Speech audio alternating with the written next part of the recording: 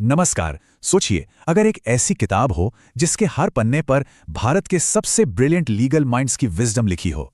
आज हम सब मिलकर उसी किताब को खोलने वाले हैं।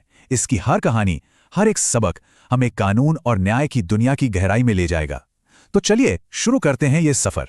तो इस किताब का पहला और सबसे जरूरी सवाल, आखिर एक महान वकील या जज बनता कैसे है? क्या ये सिर्फ कानून की मोटी मोटी किताबें रट लेने से होता है, या फिर मामला कुछ और है? यही वो सवाल है जो आज हमारे इस सफर का सेंटर पॉइंट है, और इसका जवाब हम उन लोगों की जिंदगियों में ढूंढेंगे जिन्होंने भारत के कानून को लिटरली शेप दिया है। तो हमारी इस किताब का पहला चैप्टर है योद्धाओं के नाम। ये वो लोग हैं, वो निडर वकील जिन्होंने कोर्ट रूम को अपना अखाड़ा बना लिया और अपने दम पर, अपने साहस और हुनर से पूरे खेल का रुख ही पलट दिया। और इन योद्धाओं की लिस्ट में सबसे पहला नाम आता है राम जेठमलानी का। एक ऐसा वकील जो विवादों से कभी नहीं डरा। उनका एक सीधा सा मानना था कि हर इंसान को, चाहे उस पर आरोप कितना भी संगीन क्यों ना हो, खुद को डिफेंड करने का, कानूनी मदद का पूरा अधिकार है। और पता है, यही एक सिद्धांत उनके पूरे करियर का गाइडिंग प्रिंसिपल बना और उन्हें कोर्टरूम का एक बेमिसाल योद्धा बना गया। यहां एक बहुत ही इंटरेस्टिंग बात सामने आती है। योद्धा एक जैसे नहीं होते। आप देखिए, एक तरफ थे राम जेठमलानी, जिनकी क्रॉस एग्जामिनेशन की कला का कोई जवाब नहीं था। उनके सवाल ना तलवार की धार जैसे तीखे और एकदम सटीक होते थे। और दूसरी तरफ हैं मुकुल रोहतगी, जिनकी दलीलों में एक अलग ही आत्मविश्वास और फ्लो है। तो बात साफ है, कोर्ट रूम में मास्टरी हासिल करने के रास्ते अलग अलग हो सकते हैं, लेकिन उसकी फाउंडेशन वो हमेशा मजबूत हुनर और सेल्फ कॉन्फिडेंस ही होती है। तो चलिए अब इस किताब का अगला चैप्टर खोलते हैं। ये चैप्टर है विवेक के बारे में, मतलब उन लोगों के बारे में जिन्होंने हमारे संविधान की आत्मा की रक्षा की और लीगल प्रोफेशन के लिए एक मॉरल कंपास, एक नैतिक दिशा तय की। भारतीय कानून के इतिहास में बेसिक स्ट्रक्चर डॉक्ट्रिन एक मील का पत्थर है।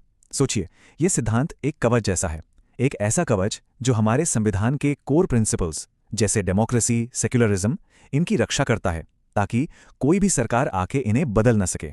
और इस कवच के सबसे बड़े रक्षकों में से एक थे फली एस नरीमन। फली एस नरीमन से हमें सबक मिलता है कि असली कानूनी ताकत वो सिर्फ कानून के शब्दों को पढ़ने में नहीं है, बल्कि उसकी आत्मा को, उसके पीछे की नीयत को समझने में है। उन्होंने ये साबित किया कि जब ह्यूमिलिटी और नॉलेज, यानी विनम्रता और ज्ञान एक साथ मिलते हैं तो उनका इम्पैक्ट सबसे गहरा होता है। तो लेसन क्या है? कानून को सिर्फ जानना नहीं, उसे महसूस करना और जीना ही असली मास्टरी है। और इसी चैप्टर में एक और बहुत अहम नाम आता है, अशोक देसाई। उन्होंने हमें याद दिलाया कि एक वकील का काम सिर्फ अपने क्लाइंट के लिए केस जीतना नहीं होता, बल्कि न्याय के उस बड़े मकसद को पूरा करना होता है। उनकी पूरी जिंदगी एथिक्स और पब्लिक इंटरेस्ट के लिए डेडिकेट थी, और वो इस बात का एक शानदार एग्जाम्पल हैं कि जुडिशरी का असली मकसद सिर्फ कानून लागू करना नहीं, बल्कि न्याय देना है। अब वक्त है हमारी किताब का तीसरा चैप्टर खोलने का। नाम है रणनीतिकार। ये हैं मॉडर्न एरा के वो मास्टरमाइंड्स जो अपनी डीप रिसर्च, पैनी नजर और बिग पिक्चर देखने की काबिलियत के लिए जाने जाते हैं। और जब बात होती है ग्लोबल स्ट्रैटेजिस्ट्स की, तो हरीश साल्वे का नाम सबसे ऊपर आता है। चाहे कुलभूषण जाधव केस में इंटरनेशनल कोर्ट ऑफ जस्टिस में भारत को डिफेंड करना हो, या फिर बड़े बड़े कॉर्पोरेट केसेस, साल्वे की स्ट्रैटेजी हमेशा केस की हर टेक्निकल डिटेल पर टिकी होती है। उनका एग्जाम्पल हमें दिखाता है कि आज की दुनिया में एक टॉप वकील के लिए ग्लोबल विजन रखना कितना ज्यादा जरूरी है। तो आखिर एक रणनीतिकार का दिमाग काम कैसे करता है? देखिए, इसके 3 मेन स्टेप्स हैं। पहला, हरीश साल्वे की तरह केस की हर छोटी बड़ी डिटेल में उतर जाओ। दूसरा कदम, अभिषेक मनु सिंघवी की तरह बिग पिक्चर देखो, मतलब एक होलिस्टिक अप्रोच अपनाओ। और तीसरा और सबसे जरूरी कदम, गोपाल सुब्रमण्यम की तरह अपनी हर एक दलील को सॉलिड रिसर्च की फाउंडेशन पर खड़ा करो। और अब हम अपनी इस किताब के आखिरी हिस्से यानी उपसंहार पर आ गए हैं। यहां हम इन सभी ग्रेट माइंड से मिले लेसन्स को एक साथ पिरोएंगे। ये एक तरह से हर उस इंसान के लिए गाइड है जो वकील या जज बनना चाहता है। तो सक्सेस के वो पिलर्स क्या हैं? पहला, साहस और नैतिकता का कॉम्बिनेशन, जैसा हमने जेठमलानी और देसाई में देखा।